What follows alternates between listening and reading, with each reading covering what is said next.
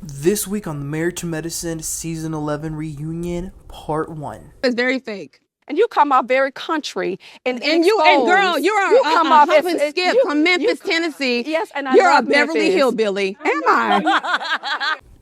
Yo, what is up, everybody? Welcome back. Today we're going to be talking about the first part of the Married to Medicine Season 11 Reunion. This was a lot, so let's get right into it.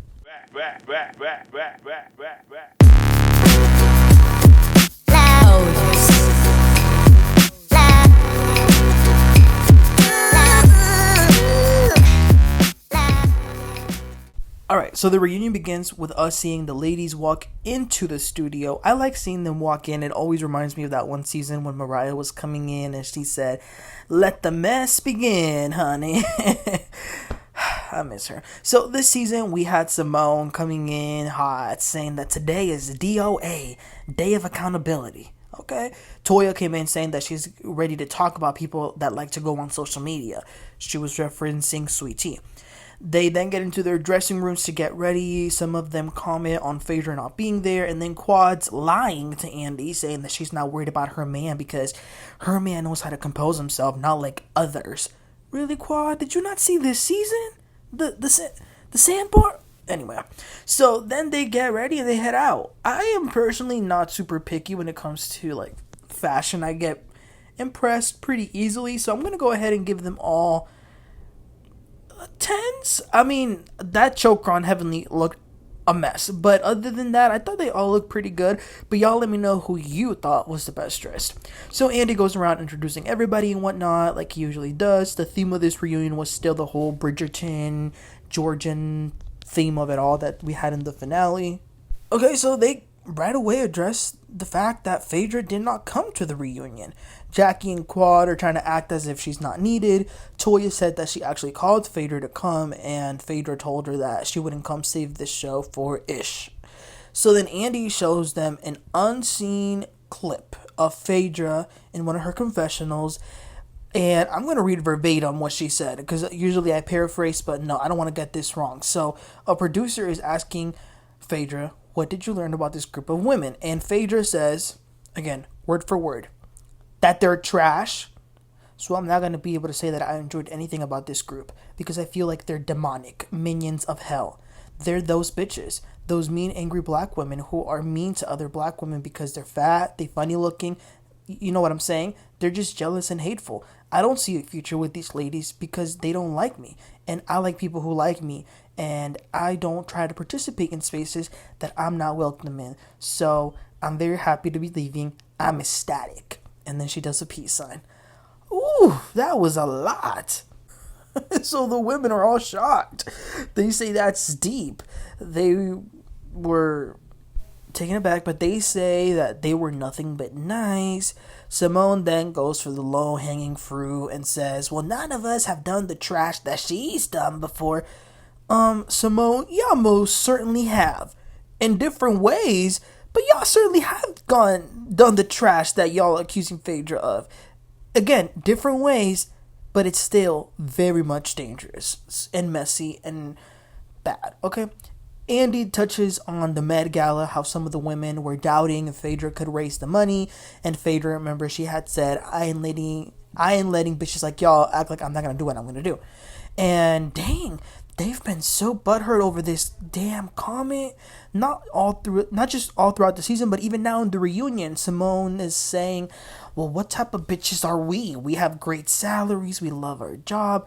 Then Heavenly says, "I'm gonna be honest. I gotta break the fourth wall. I think Phaedra's mad because she tried to play Apollo when she got played. Because Apollo was coming and Phaedra still chose to invite Check with her, and she must have wanted to mess with Apollo by having Check there." Listen, y'all, I find it so crazy, but not surprising, but crazy that these women have managed to spin this whole thing and make Phaedra be the villain. No. Whether Phaedra invited Check, whether she invited whoever the hell it was, y'all had no right inviting Apollo. And I don't care if Heavenly says, "Well, I let her know." Yeah, you let her know after you had already invited him, lady. So y'all think that's gonna absolve y'all's role, but it doesn't. Andy notes that Shireen, the mistress, wife, filed for divorce from Apollo, and my goodness gracious, y'all, Quad is like a shark, just thirsty for blood. She says, yeah, well, sometimes things don't work out. The person doesn't change, they just swap the women. But the person is still the person who he was with the first wife. Oh, okay. Then Andy thinks it would be funny to bring a cutout of Phaedra's face, and Simone holds it, and he goes through a few questions that Simone answers as if she were Phaedra. And Phaedra said it in the past. Imitation is the highest form of flattery, so whatever. Okay, so switching topics, they take a look at Quad's storyline this season. Her new boyfriend, her issues with Simone, and her resentment from last season. So we take a look at all of those scenes. Quad says that she doesn't really like to talk about this topic because things have been fixed already and she doesn't really want to go backwards.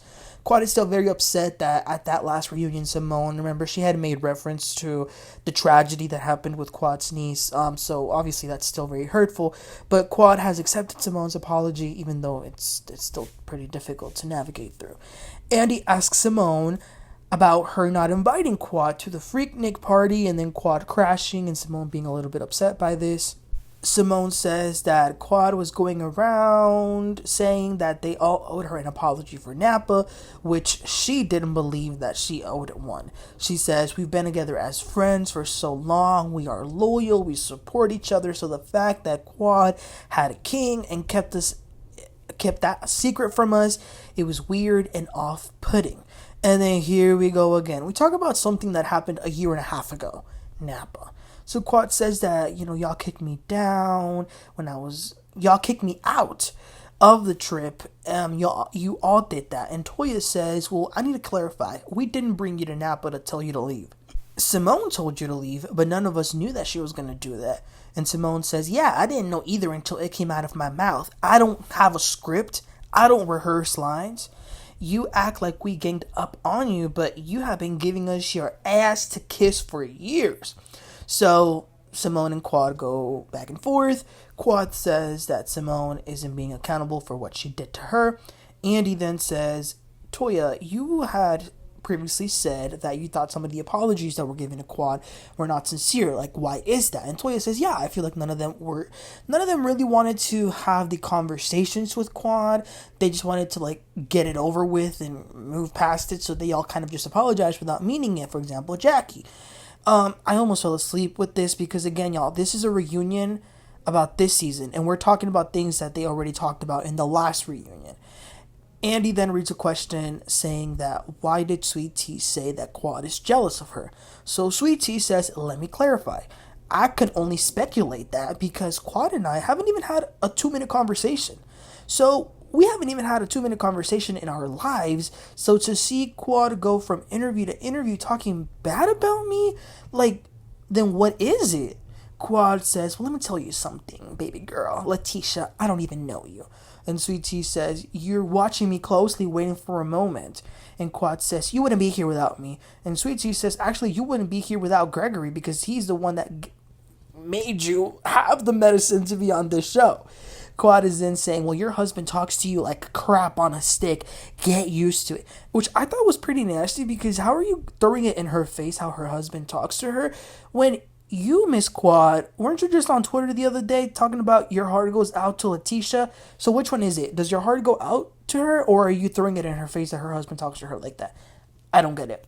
And, Heavenly sitting up there like a big old mean girl with her rude, nasty comments, which the conversation wasn't even about her, but she would be throwing little digs in there towards Sweet Tea, and it is what it is. She's a bully, an actual adult bully.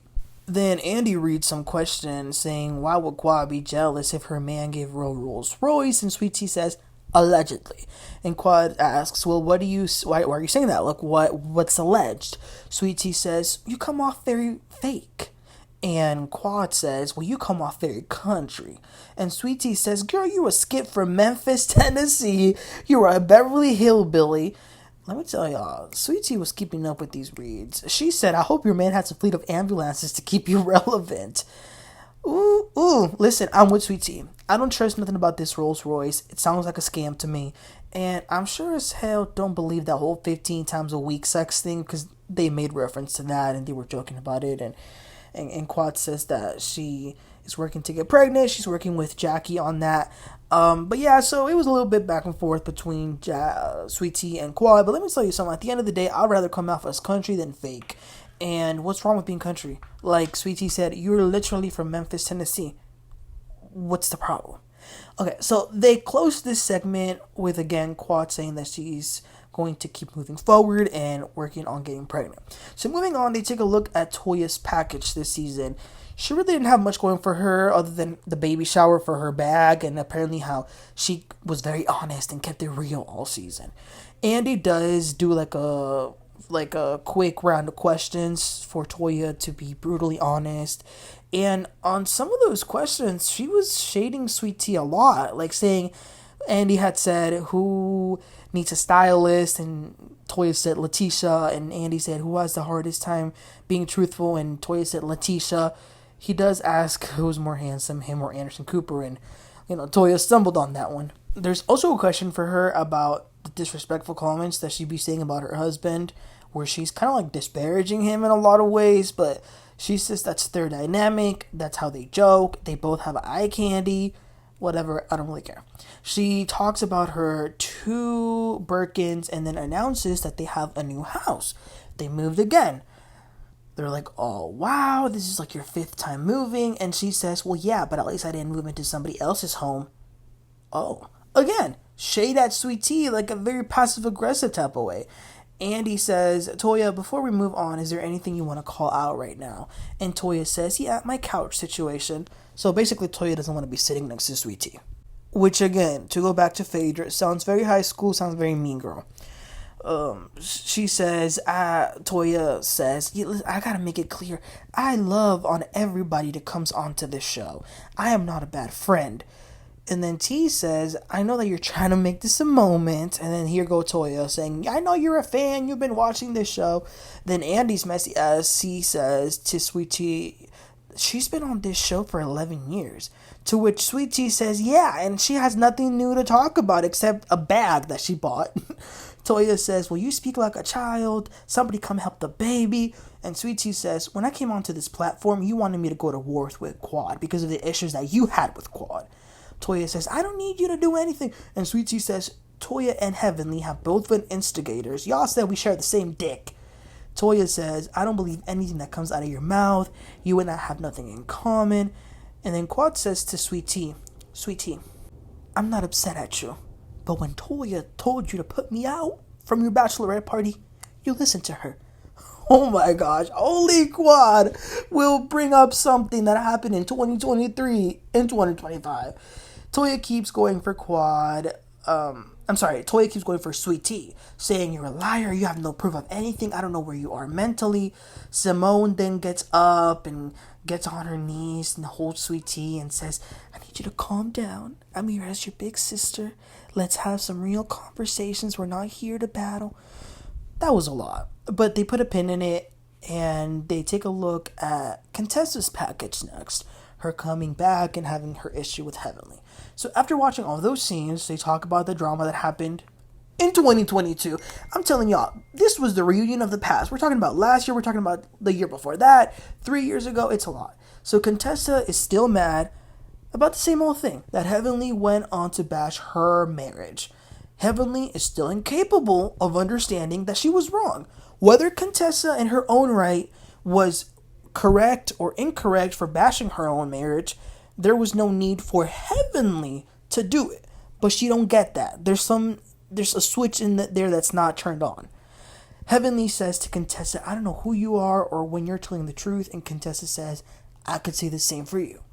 She then says, Contessa says that her marriage is stronger than ever because after talking about her issues, she was able to go and get therapy and fix those issues. Toya says, well, y'all are even. You said her husband was abusive, and you said her husband has mixed babies.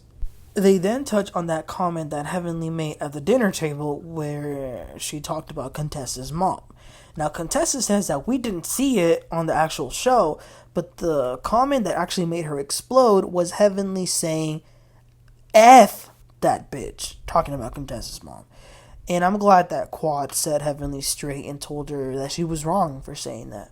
Then we get into the things that Contessa said about Heavenly. because she went down the laundry list. She talking about mixed babies. She's sleeping in separate bedrooms. She was buying her kids love. And Heavenly sitting there saying, yeah, that's hurtful. Oh, so now things can be hurtful. Okay, but when you say things, they're not hurtful. Contessa says, that's what the streets are saying. Heavenly says, people are saying that my husband has a baby. And Contessa says, yeah, there has definitely been conversations about infidelity when it comes to Damon. It has been said. And then they pose the question, has anybody heard this? And Simone then admits that a woman actually went up to her and said that Damon asked her for her number. And then Toya says that she's heard it too. I believe it. I do. I really do believe it. But that was the end of the episode, you guys. Listen, this reunion was a mess. A crazy ass mess. They're all coming for Sweet Tea, which I think is disgusting. Toya, shame on you. Because at the end of the day, Sweet Tea is right. You brought her on here because you were mad at Quad at the time. And then, I forgot to mention this, but Toya had made a comment saying to Sweet Tea, you never had a problem with me until you saw I was cool with Quad. Well, how about this, Toya? You never had a problem with Sweet Tea until you were cool with Quad. How about that? Anyway, you guys, this was a mess. But yeah, please let me know what your thoughts and opinions were about this first part. Don't forget to like and subscribe, and I'll catch y'all next time. Y'all have a great one. Bye.